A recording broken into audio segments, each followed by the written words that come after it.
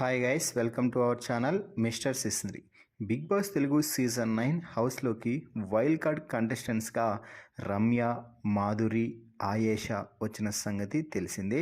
ఈ ముగ్గురు వచ్చి రాగానే అందరూ కూడా టార్గెట్ తనూజ అన్నట్టుగా తమ ప్లాన్స్ని ఎగ్జిక్యూట్ చేస్తున్నారు. ఈ ముగ్గురు ఒక చోట చేరి తాజాగా తనూజ గురించి కొన్ని మాటలైతే మాట్లాడటం జరిగింది. ఆ మాటలు ఖచ్చితంగా తనూజ హేటర్స్కి అయితే నచ్చుతాయి, తనూజ మద్దతుదారులకైతే ఖచ్చితంగా నచ్చవు అని చెప్పవచ్చు.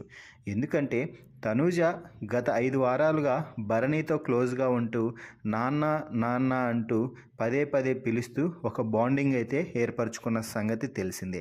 అయితే ఆ బాండింగ్ మూలాన ఇద్దరి గేమ్ కూడా గాడి తప్పింది అంటూ హింట్స్ రావడంతో వారిద్దరూ కొంచెం సైలెంట్ అయ్యి ఎవరి గేమ్ వారు ఆడుకునే పనిలో ఉన్నారు.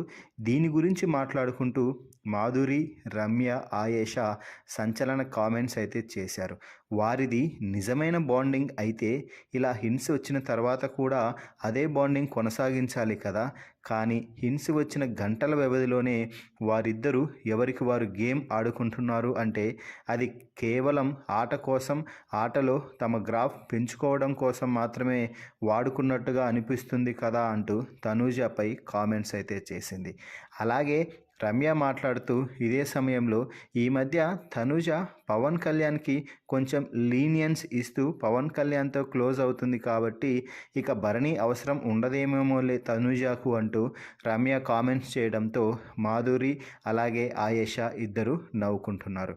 సో మొత్తంగా వీరందరి టార్గెట్ ఒకటే, తనూజని లో చేసి ఆటలో తగ్గించేస్తే తనూజ ప్రస్తుతం టాప్ కంటెస్టెంట్స్ నుంచి కిందకి దిగజారిపోతుంది.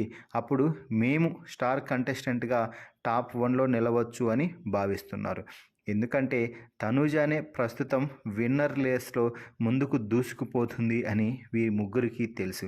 కాబట్టే తనూజని టార్గెట్ చేసి అడుగులైతే ముందుకు వేస్తున్నారు. మరి తనూజ గురించి, పవన్ కళ్యాణ్ గురించి, భరణి గురించి ఈ విధంగా ఈ ముగ్గురు మాట్లాడటంపై మీ అభిప్రాయాన్ని కామెంట్స్ రూపంలో తెలపండి. మరిన్ని బిగ్ బాస్ లైవ్ అప్డేట్స్ కోసం మన ఛానల్ని చూస్తూ ఉండండి. Please subscribe our YouTube channel mister సిసింద్రి.